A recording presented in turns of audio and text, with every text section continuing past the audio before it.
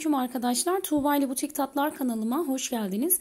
Bugün sizlere kütür kütür bir turşu tarifi vermek istiyorum. Ekranda da gördüğünüz gibi arkadaşlar suyunun berraklığını görüyorsunuz. İster 10 gün sonra ister aylarca saklayarak kış boyunca tüketebileceğiniz harika bir turşu tarifiyle geldim. Şimdi arkadaşlar bir adet kavanozumu açacağım. Sizlere kütürlüğünü duyurmak istiyorum ve daha sonra tarifi yapım aşamasına geçeceğiz inşallah. Gördüğünüz gibi kavanozumu açtım ve servis tabağıma alıyorum. Kavanozumun bir tanesini şöyle bir servis tabağıma aldım. Şimdi sizlere şöyle kütürlüğünü duyuracağım.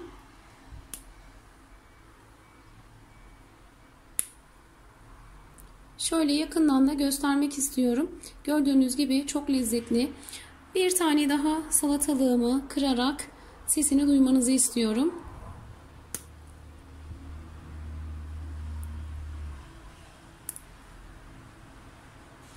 Şimdi hemen arkadaşlar yapım aşamasına geçebiliriz. Değerli izleyenler ve sevgili takipçilerim, acüllerimi ve salatalıklarımı hazırladım, yıkadım. Sudan birkaç defa geçirerek iyice tertemiz oldular. Hiçbir kalıntı olmayacak, kir olmayacak. Şimdi şöyle göstermek istiyorum.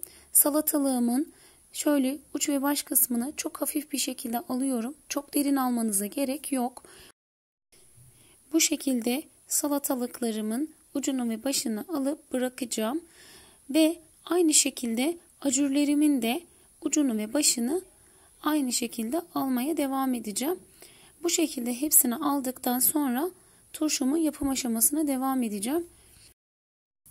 Kaynar suyla erime olmaz mı diyen, düşünen arkadaşlarım için özellikle belirtmek istiyorum ki asla erime olmuyor. Kütür kütür, çıtır çıtır bir turşu yiyeceksiniz. Buna garanti veriyorum ve denemenizi tavsiye ediyorum. Acurlerimin büyüklüğüne göre parçalar haline ayırıyorum. Dilerseniz daha küçük hale de getirerek turşunuzu yapabilirsiniz. Ben bu şekilde uç ve baş kısımlarını almaya devam edip turşu yapımına devam edeceğim. Turşumuzun suyunun bulanık olmaması için bütün malzemelerimizin tertemiz olması gerekiyor arkadaşlar. Hiçbir şekilde üzerinde toprak, kir kalmaması gerekiyor. Püf noktalarımızdan bir tanesi bu. Şimdi gördüğünüz gibi hepsinin ucunu ve başını aldım. Acurlarımı küçük küçük parçalar haline getirdim. Şöyle bir kenara almak istiyorum. Kenara aldıktan sonra kavanozlarımı alıp içerisini doldurmaya başlayacağım. Kullandığım kavanozlarım 720 cc arkadaşlar. Şu şekilde salatalıklarımı yerleştirmeye başlıyorum. Hiç boşluk kalmayacak şekilde yerleştireceğim ve bunları yerleştirdikten sonra da acurlarımı yerleştireceğim. Gördüğünüz gibi salatalıklarımı yerleştiriyorum ve acurlarımı da şöyle aralarına sıkıştırıyorum. Bu arada içerisine 3 adet yani 3 diş sarımsak koydum. Ve acurlarımı yerleştirmeye devam ediyorum arkadaşlar. Bu şekilde bütün malzemelerimi yerleştireceğim. Videoda kullandığım bütün malzemeleri açıklamalar kısmında liste olarak ekliyorum. Oradan da bakabilirsiniz. Ben yarım kilogram kornişon, yarım kilogramda acur kullandım. Gördüğünüz gibi 9 diş sarımsak kullandım.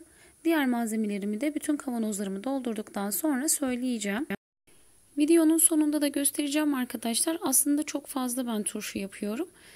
Bunu sizlere göstermek adına az bir malzeme kullanarak göstermek istedim.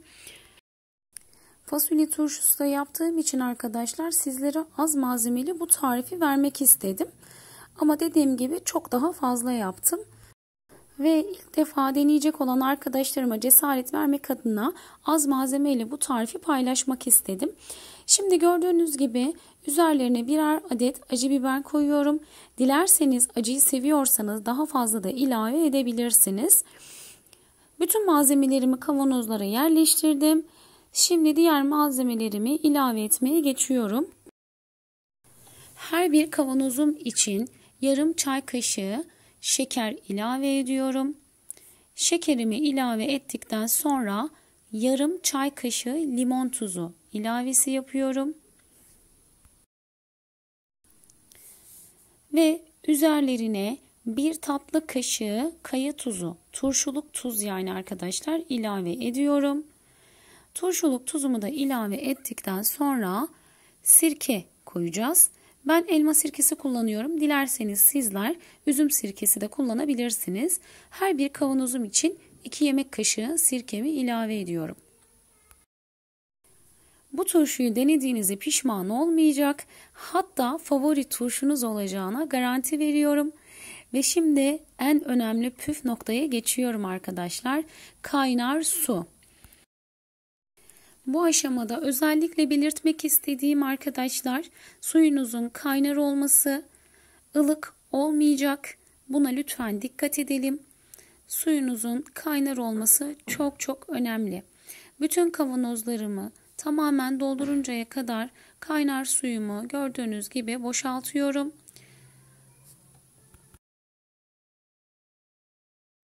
Kaynar suyumu koyduktan sonra hiç kullanılmamış olan kavanoz kapaklarıyla iyice kapatacağım ve sermiş olduğum bezin üzerine ters çevireceğim arkadaşlar.